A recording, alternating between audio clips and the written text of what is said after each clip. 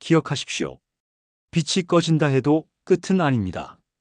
오히려 그 어둠 속에서 다시 깨어날 시간이 다가오고 있습니다. 한 장의 편지, 하나의 문장, 한 명의 이름. 2024년 겨울, 세상은 아무도 알지 못했던 존재의 속삭임과 마주합니다. 전설처럼 흘러왔던 이름, 진청훈. 아무 기록도 없고 존재조차 희미했던 그가 남긴 단 하나의 문서, 그곳엔 낯선 예언이 적혀 있었습니다. 2025년 5월, 세계의 빛이 사라진다. 하지만 작은 불이 깨어난다. 그 예언의 문장이 지금 현실과 겹쳐지기 시작했습니다. 과연 이 경고는 무엇을 뜻하는 걸까요? 한국의 운명은 그 작은 불 안에 있는 걸까요? 2024년 겨울, 제주도의 한 암자에서 낡은 봉투 하나가 발견되었습니다. 겉면에는 하늘서첩이라는 이름과 함께 세 글자가 수묵으로 적혀 있었습니다. 진청훈. 전설로만 회자되던 동양 예언가의 이름이었습니다. 봉투 안에는 고서 한 장이 들어 있었고 그 안에 적힌 문장들이 사람들의 호기심을 자극했습니다. 특히 2025년 5월 한반도에 다시 하늘의 바람이 불 것이다라는 구절과 함께 세계의 빛이 사라지고 작은 불이 깨어난다는 문장은 상징적이면서도 의미심장했습니다.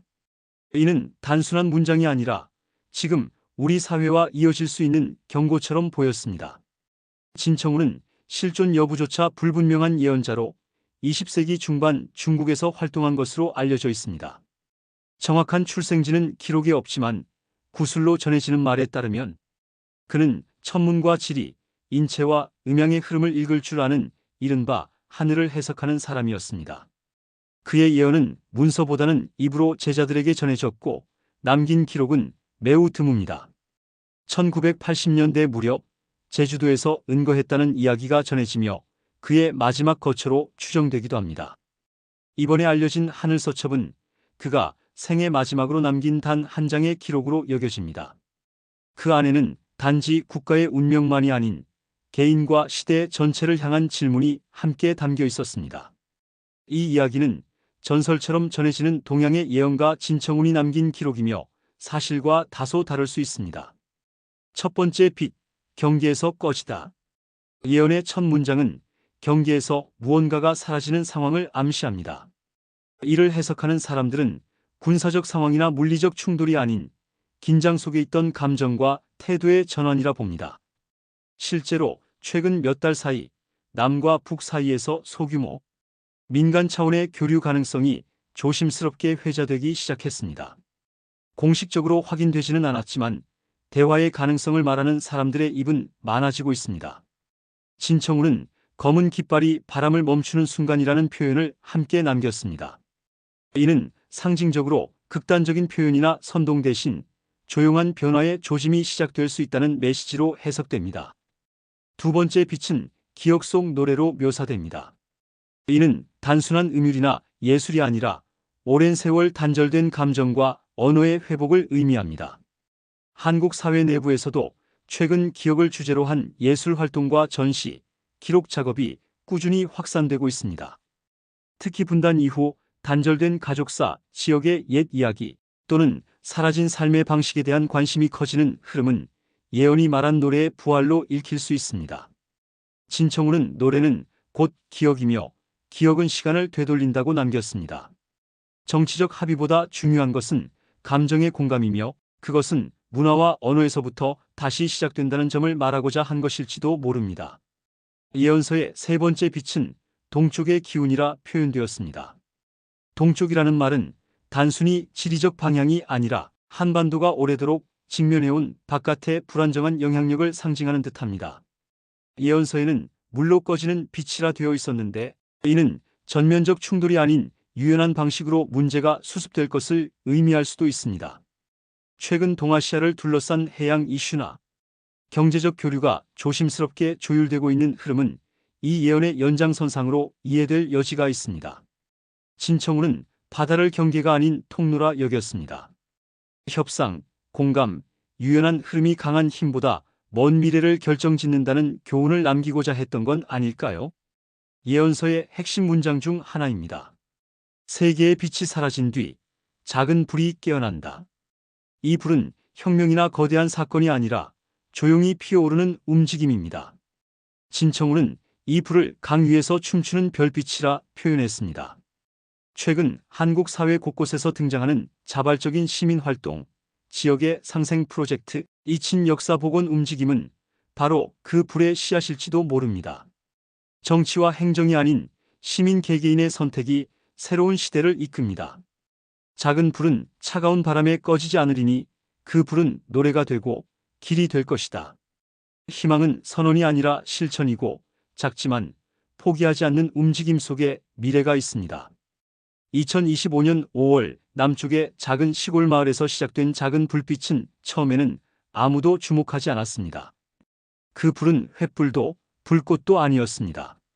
마을 주민들이 버려진 양조장을 공동 작업장으로 바꾸고 외지에서 온 청년들과 함께 지역 농산물을 가공해 도시로 보내는 일에 나선 것이 그 시작이었습니다. 진청우는 예언서에서 물속에서 피어나는 불빛은 젖은 나무 사이에서 피어난 희망이니라라고 남겼습니다. 아무도 기대하지 않았던 그 움직임은 다른 마을들로 퍼져나갔고 언론의 주목 없이도 전국 17개 지역에서 비슷한 형태의 협업 네트워크가 구성되기 시작했습니다. 이 불빛은 경제적 회복만을 뜻하지 않았습니다. 사람들은 다시 모였고 다시 대화하기 시작했습니다. 세대를 잇는 잔치가 열리고 지역 학교에서는 아이들이 어르신과 함께 김치를 담그며 옛 이야기를 듣는 시간이 생겼습니다. 진청우는 강 위의 불빛은 물속에서도 피어난다고 적었습니다. 보이지 않는 흐름 속에서 한국 사회는 보이지 않게 이어지는 작은 기적을 맞이하고 있었습니다. 모두가 침묵하던 시간 이후 불빛은 눈이 아닌 마음으로 먼저 퍼지고 있었습니다. 예언서에는 가장 오래 잠든 땅에서 미세한 떨림이 울릴 것이다라는 문장이 적혀 있습니다. 그 문장은 오래전부터 분단된 채 멈춰있던 북녘 땅의 조용한 움직임을 암시하는 듯 했습니다. 2025년 5월 남쪽과 북쪽의 일부 학자들과 예술인들이 아주 제한적이지만 뜻을 모아 서로의 지역 문화를 기록하고 보존하는 기억 아카이브 프로젝트를 시작했습니다. 공식 발표도 없고 언론의 보도도 없었지만 그들은 오랜 세월 갈라진 시간 속에서 사라질 뻔한 이야기들을 기록하기 시작했습니다. 진청우는 예언서에서 큰 지진은 언제나 아주 미세한 울림으로 시작된다고 말했습니다. 지금은 대단히 작고 들리지 않는 파장이지만 언젠가 그 떨림이 사람들의 마음과 제도의 틈을 흔들게 될 것이라는 암시일 수 있습니다.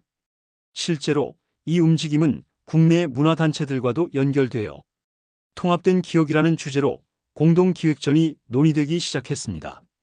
사람들이 북녘을 다른 땅이 아닌 같은 기억의 연장선으로 바라보게 되는 순간 진청훈이 예언한 미세한 떨림은 그저 상징이 아닌 현실의 흐름이 되고 있었습니다. 잊힌 것들을 다시 짓는 자들이 모이리라. 진청훈의 이 문장은 단순히 과거를 회상하는 것을 넘어서 미래를 다시 세우는 근간을 기억에서 찾는다는 뜻으로 읽혔습니다. 2025년 한국의 여러 지역에서 기억을 복원하는 사람들이 모이기 시작했습니다. 노년층이 말하는 오래된 이야기, 지역에 남은 폐가와 낡은 사진들, 전쟁의 흔적이 남은 골목길 하나하나가 다시 조명되었습니다. 젊은이들은 그 기억을 영상으로 남기고 아이들은 그 기억을 그림으로 표현했습니다. 국립기록원과 민간기록단체가 연합하여 국민기억지도 프로젝트를 시작하였고 참여자는 짧은 시간 안에 수천 명을 넘어섰습니다. 진청우는 기억은 불의 원천이라고 적었습니다. 불이 타오르기 위해선 반드시 태워야 할 연료가 필요하고 그 연료는 바로 우리가 잊고 살았던 이야기들이라는 뜻입니다. 예언이 실현된다는 것은 거대한 사건이 벌어지는 것이 아니라 우리 스스로가 일으키는 작은 움직임이 세상을 바꾼다는 믿음에서 시작되는 것입니다. 이 장면은 어쩌면 가장 평범해 보이지만 그 어떤 장면보다도 중요한 구분의 회복 신호일지 모릅니다. 예언서 속 문장 중 특히 많은 이들의 눈길을 끈 구절이 있습니다. 잊힌 말은 다시 입에 오르고 그 말은 길을 잇는다. 언어는 단순한 소통의 수단이 아니라 한 민족의 정체성과 정서를 담은 그릇입니다. 2025년 한국 내 여러 출판사와 방송국에서는 오래된 사투리, 북녘방언, 일제강점기 이전의 단어와 표현을 복원하고 소개하는 프로젝트를 시작하였습니다. 그중 일부는 라디오 프로그램으로 제작되어 전국적으로 방영되었고, 남과 북의 동일 표현에 담긴 미묘한 감정을 비교하는 다큐멘터리는 해외에서도 주목을 받았습니다. 진청우는 같은 말을 쓰는 민족은 결국 같은 길을 걷는다고 남겼습니다. 지금까지 남북은 말이 비슷하지만 조금씩 달라져 왔습니다. 그러나 지금 사람들이 말의 뿌리를 되찾고 사라졌던 단어들이 다시 노래와 시로 태어나는 순간, 우리는 예언이 말하는 다시 있는 길을 실제로 걷고 있는 것입니다. 그 말들은 오래전 분단 이전의 정서를 복원하고 언어라는 다리를 통해 우리 사이의 거리를 좁히고 있습니다. 언어는 결국 기억을 잇고, 기억은 사람을 이어주며, 사람은 그 길 끝에서 다시 서로를 이해하게 됩니다. 예언서의 중반부에는 이렇게 적혀 있습니다. 바람이 멈춘 자리엔 꽃이 핀다. 이는 단지 자연에 관한 이야기가 아니라 한반도 접경 지역에서 발생하는 인간과 생명의 변화, 그리고 평화의 가능성을 말하는 듯합니다. 2025년 여름, 비무장지대 DMZ 일부 지역에서는 생태 탐방과 평화, 생명길 조성이 실험적으로 진행되고 있었습니다. 그동안 금기시되던 이 지역이 이제는 조용히 걷고 이야기하며 희망을 심는 땅으로 변하고 있었습니다. 야생동물들의 발자취를 따라 걷는 아이들과 학생들, 그리고 그 현장을 취재하는 다큐멘터리 감독들까지. 그 자리에 꽃은 정말 피어나고 있었습니다. 진청훈이 말한 꽃은 물리적 꽃이 아닌 마음의 회복이자 관계의 부활을 의미했습니다. 총성과 대치의 시간이 길었던 만큼 그 땅은 누구보다 회복이 필요했던 곳이었습니다. 국경을 넘는 대화는 아직 어렵지만 서로의 발자국이 닿는 걷는 길 하나만으로도 마음은 이미 한 걸음 다가가고 있었습니다. 어쩌면 이곳은 새로운 평화의 실험실이며 작은 흐름이 거대한 서사를 바꾸는 조용한 전환점일지도 모릅니다. 꽃은 바람이 멈춘 뒤 피어난다. 그 문장이 현실이 되고 있었습니다. 예언서에서 유일하게 미래 세대를 직접 언급한 문장이 있습니다. 작은 아이들이 고개를 들어 별을 보게 되리라. 이 문장은 단지 교육의 전환만을 의미하는 것이 아니라 전 세대가 함께 바라보는 방향과 희망의 축이 어떻게 이동하는지를 보여줍니다. 2025년 하반기 전국 여러 학교와 마을 단위 교육 공동체에서 혁신적 시도가 펼쳐졌습니다. 도시 아이들이 시골에서 자급자족 생활을 체험하고 마을 어르신이 교사가 되어 옛날 방식의 지혜를 전하는 수업도 생겼습니다. 실내에서 문제를 푸는 대신 자연 속에서 생존법과 협업을 배우는 생활형 교육이 조용히 퍼져나갔습니다. 이러한 움직임은 단지 교육 방식의 변화가 아니라 한국 사회가 다음 세대를 대하는 태도 자체가 달라지고 있다는 신호였습니다. 진청우는 희망은 준비된 마음 속에서만 빛난다고 했습니다. 별을 본다는 것은 고개를 든다는 것이며 눈을 들어 미래를 상상할 수 있다는 의미입니다. 지금 아이들이 별을 다시 보기 시작했다는 것은 어쩌면 우리 모두가 그 빛을 따라 새로운 길로 나아갈 준비가 되어가고 있다는 증거일지도 모릅니다. 별을 올려다보는 어린 눈동자 속에서 우리는 이미 미래를 보고 있는 것인지도 모릅니다. 2025년 6월 서울 북쪽 작은 마을의 시계탑이 40년 만에 다시 작동하기 시작했습니다. 오랜 시간 멈춰있던 시계가 다시 시간을 알린 것은 단순한 고장 복구의 의미를 넘었습니다. 마을 주민들은 이 시계를 기억의 심장이라 불렀고, 다시 울리는 종소리에 아이들은 박수를 쳤습니다. 진청우는 예언서에서 멈춘 시간이 다시 흐를 때 마음의 물결이 함께 움직인다고 말했습니다. 그 말처럼 이 작고 평범한 사건은 많은 이들에게 다시 시작되는 시간의 상징이 되었습니다. 시계탑을 중심으로 마을의 풍경이 바뀌기 시작했습니다. 사람들이 다시 모이고 오래된 가게들이 문을 열었으며 잊힌 축제가 부활했습니다. 진청훈이 말한 작은 신호가 바로 이처럼 조용하지만 결정적인 순간들로 나타난다는 것을 사람들은 체감하고 있었습니다. 이 장면은 단지 마을의 변화가 아닌 한국 사회의 흐름 자체가 전환점을 맞이하고 있음을 시사하는 하나의 상징이 되었습니다. 공식적인 외교나 정치의 언어는 아니었습니다. 하지만 2025년 중반 민간 차원에서 진행된 기업 프로젝트 참여자들 사이에 조심스럽게 교환된 편지는 남과 북을 잇는 새로운 소통의 시초가 되었습니다. 시 속에 담긴 감정, 사투리 한 구절, 오래된 속담 하나가 서로를 이어주었습니다. 진청우는 말보다 마음이 먼저 건너는 다리가 있다고 적었습니다. 이 편지들은 국경을 넘지 않았지만 마음의 강을 건넜습니다. 이후 문화예술인을 중심으로 공동기획이 확대되고 서울과 평양의 문인들이 각자의 도시에서 동시 낭독회를 개최했습니다. 물리적 교류는 아니었지만 마음과 문장이 오간 이 사건은 보이지 않는 외교라 불리며 해외 언론의 조용한 주목을 받기도 했습니다. 분단이라는 현실 속에서도 가능했던 감정의 소통은 진청훈이 예언서에서 말한 언어보다 강한 울림이 무엇인지 보여주는 사례가 되었습니다. 강원도 철원 근처의 민간인 통제 구역에서 수년간 폐쇄됐던 다리 위에 두 개의 그림자가 나란히 섰습니다. 서로 다른 곳에서 온 사람들, 남쪽에서 온 사진가와 북쪽에서 온 연구자였습니다. 그들은 각자의 길로 다가왔지만 같은 풍경을 바라보며 묵묵히 셔터를 눌렀습니다. 진청우는 두 그림자가 만나는 순간 그림자는 그림자가 아니게 된다고 남겼습니다. 그 사진은 이후 경계 너머라는 제목으로 한 도시 미술관에 전시되었고 전시를 본 이들은 입을 모아 이것은 기록이 아니라 기도라고 말했습니다. 분단의 상징이던 다리가 이제는 시선이 마주치는 지점이 된 것입니다. 그림자는 사라지지 않았지만 서로의 그림자에 겁내지 않게 된 순간 그것이야말로 진청훈이 말한 통합의 서곡이 아니었을까요? 여름이 지나 가을이 오던 어느 날 천문연구소는 한반도 북동쪽 상공에서 50년 전 사라졌다고 알려진 청운성 군집의 흔적을 다시 관측했다고 발표했습니다. 진청훈의 이름과 같은 이 별자리는 역사적으로도 희귀하게 기록된 별물이었으며 예언서에는 청운의 별자리가 다시 나타날 때 숨겨진 길이 드러난다는 문장이 존재합니다. 이 사실은 예언을 믿는 이들에게는 신호로 여겨졌고 과학자들에게도 특이한 사건이었습니다.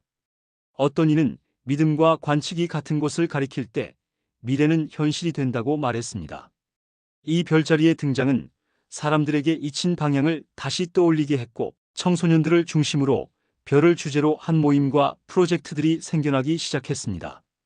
진청훈의 이름은 이제 신비한 예언자의 이름을 넘어 하나의 별자리가 되어 사람들의 시선을 하늘로 이끌고 있었습니다.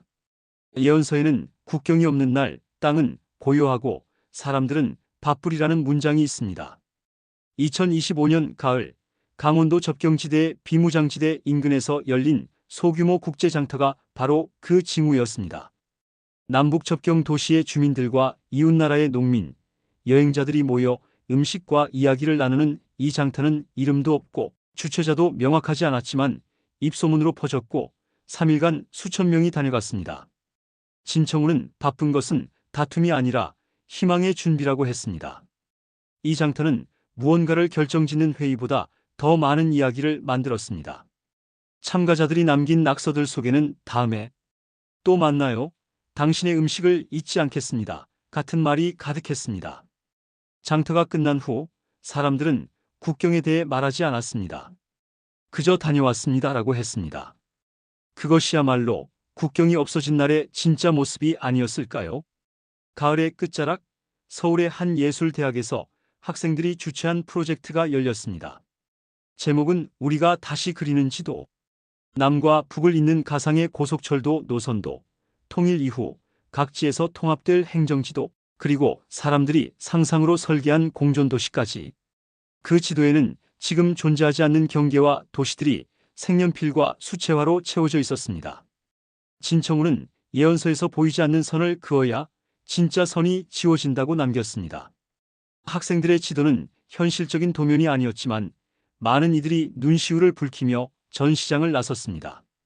지도는 땅을 구분하지만 이 지도들은 마음을 열게 했습니다. 한 아이는 말했습니다. 저는 이 도시에 살고 싶어요. 이 도시는 모두가 같이 그림을 그리는 곳이니까요. 2025년 겨울 강원도 인근 접경 지역에 평화가옥이라는 이름의 공공임대주택 단지가 조용히 완공되었습니다. 이곳은 이산가족, 귀환 청년, 북한 이탈 주민, 그리고 지역 노년층까지 다양한 사람이 함께 거주하는 구조로 설계되었고 커뮤니티 공간 중심으로 연결되었습니다. 이곳을 설계한 건축가는 말했습니다. 우리는 건물을 세운 게 아니라 서로의 삶이 겹칠 수 있는 틀을 만든 겁니다. 진청우는 집이 있는 곳이 아닌 함께 짓는 곳에 마음이 머문다고 남겼습니다. 이 공간은 그 말처럼 단지 주거지가 아닌 하나의 가능성 실험이었습니다. 사람이 먼저 이웃을 받아들이고 서로를 환영할 준비가 된 마을이 한국 땅 위에 태어나고 있었습니다. 이는 단순한 복지 정책이 아닌 진정한 함께 삶의 실현이었습니다. 20장. 불이 꺼지지 않는 마을. 해가 진 후에도 불이 꺼지지 않는 마을이 있습니다. 바로 하늘서첩이 발견된 제주도의 그 마을입니다. 이곳에서는 매주 금요일마다 예언 낭독회가 열리고 사람들은 진청훈이 남긴 문장들을 돌아가며 읽습니다. 그리고 각자의 삶에 그 문장이 어떤 의미였는지 나누며 새로운 예언을 자신들의 말로 다시 써내려갑니다. 진청훈은 마지막 문장에서 이렇게 남겼습니다. 예언은 멈춰진 시간이 아니라 매일 새로 쓰이는 이야기다. 마무리 인사. 여러분, 지금까지 진청훈 도사의 마지막 경고를 함께 따라와 주셔서 감사합니다. 우리가 나눈 이야기는 과거에서 비롯된 상상일지라도 그 안에 담긴 울림은 오늘을 살아가는 우리에게 분명한 방향을 제시합니다. 예언이란 반드시 정확한 미래를 맞히는 것이 아니라 우리가 지금 어떤 선택을 할 것인가에 대한 마음의 질문일지도 모릅니다. 2025년의 한국은 여전히 많은 도전 속에 있지만 진청훈이 남긴 한 줄의 문장처럼 우리 모두는 스스로의 이야기를 쓰고 있는 작가입니다. 그리고 그 이야기가 누군가에게 따뜻한 불빛이 되기를 바랍니다. 앞으로도 프리즘 예언소에서는 여러분의 삶에 의미 있는 질문과 상상의 이야기들을 전해드리겠습니다. 시청해 주셔서 감사합니다. 구독과 좋아요, 그리고 알림 설정도 잊지 마시고요. 다음 이야기에서 다시 찾아뵙겠습니다.